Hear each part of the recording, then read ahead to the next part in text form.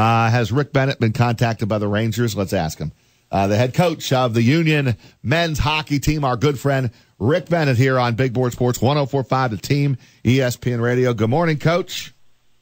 Gentlemen, how are we doing today? Phenomenal. How are you? Doing well, thanks. Yeah? Doing well, just listening to you with this Jet stuff, and was it Mayfield? I'm just worried, who the Dallas Cowboys getting? You guys have a clue?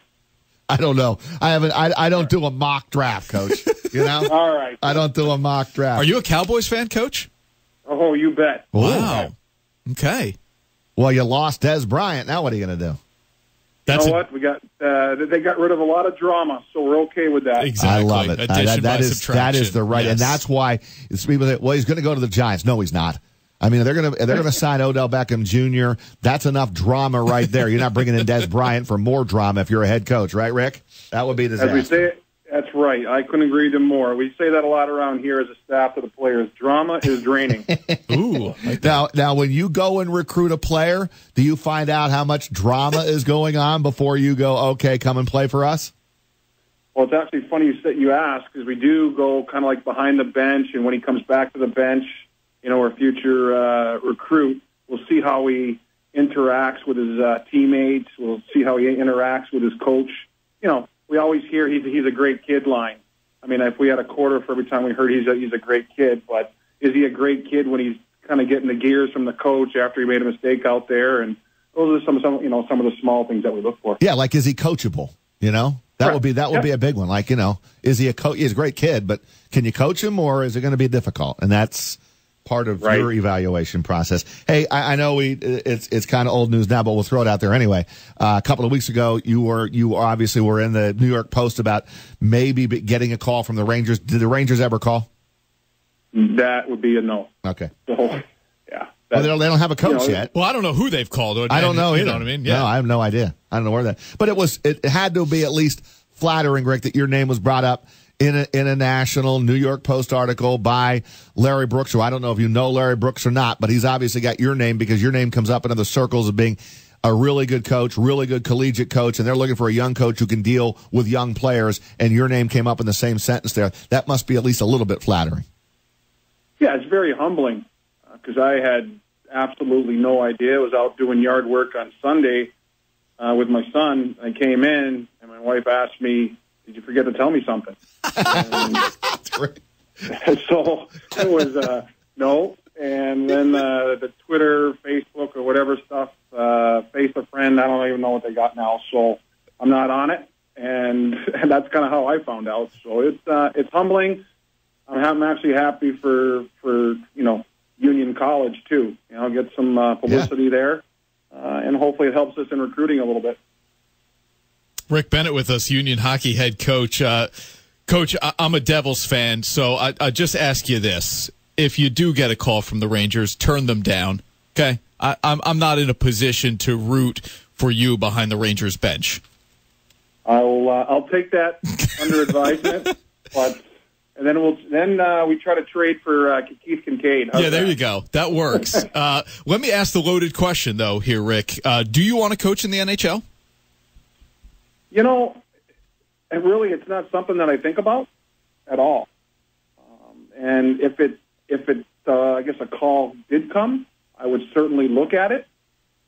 But there's a few things here that I'm not going to say unfinished business, but I really want to try to accomplish here, for the program and for Union College. And it's just it's something that if I did leave, it's just some small things that I just want to finish here. Now, wait a minute. You won a national championship at Union College. Nobody gave you a chance. On television, they put the NY in parentheses next to Union as if people in college hockey had no clue where this campus was. What more is there to accomplish?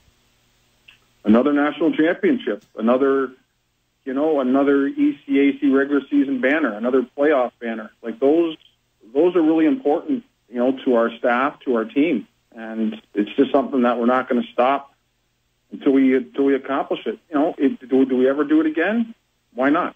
I'll always say that. After the first time, we said, "Why not Union?" I say again, why can't we do it again? And that was going to be probably a bigger hurdle now. Yeah, and that was my follow-up question. It was like, Rick, can you win another national championship at Union? I mean, they're so hard to get it for any school. I mean, we talked about RPI won a national championship, in 1985, as the year before I got here, in 86. And he said, well, can RPI ever win another national championship? And they haven't. And now, can Union ever win a national championship? They did. And now I guess the question for you, Rick, is what would it take? It's got to be the perfect scenario here to put all the pieces together to make a run like you did a few years ago. Yeah, again, the crystal ball is broken here in the office. So do I feel that we have the makings? Yes, I do. I'm just basically watching the teams in the tournament and how it all kind of plays out. Yeah, it has to be a perfect storm like it was for us the first time. And, but in college hockey was so few teams, I just feel that it's a reachable goal again. And it's just something that we're, always going to strive for here.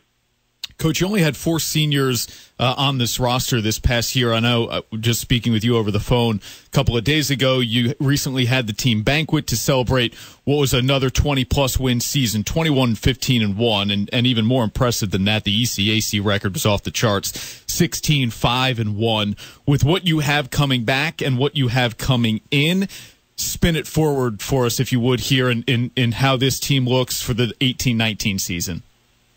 Well, where that starts, it starts right now with our strength conditioning coach, Dan Gableman here. And he is the coach right now.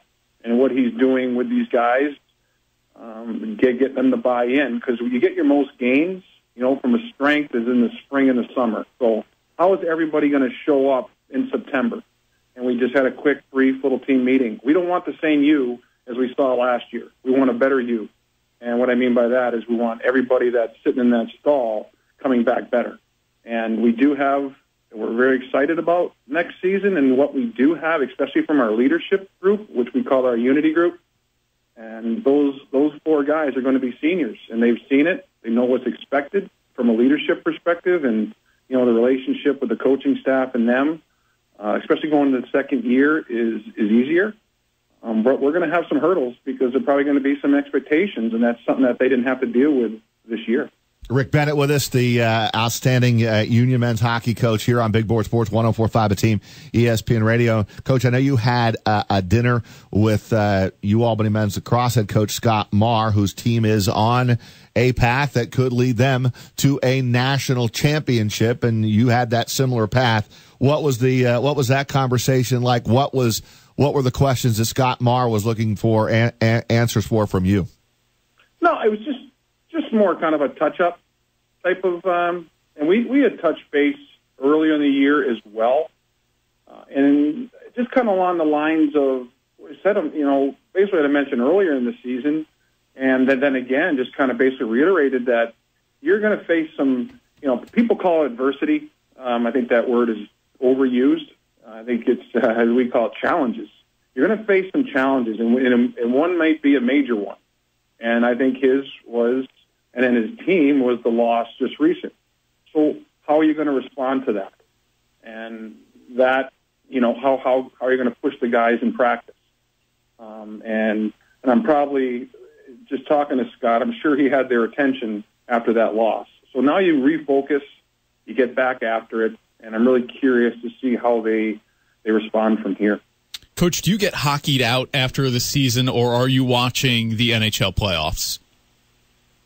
No, I'm not. I don't think I'm ever hockeyed out, or our staff. We're constantly trying to look for clips for next year through the playoffs. And the playoffs really show a lot of good stuff that you can use for the following year as far as teaching. So that's what we're doing right now, although, I did feel for Shane Gostisbehere in the Philly yesterday against Pittsburgh, but, that's the way it goes with that Pittsburgh team. So, but there are a lot of good teaching stuff that you can use.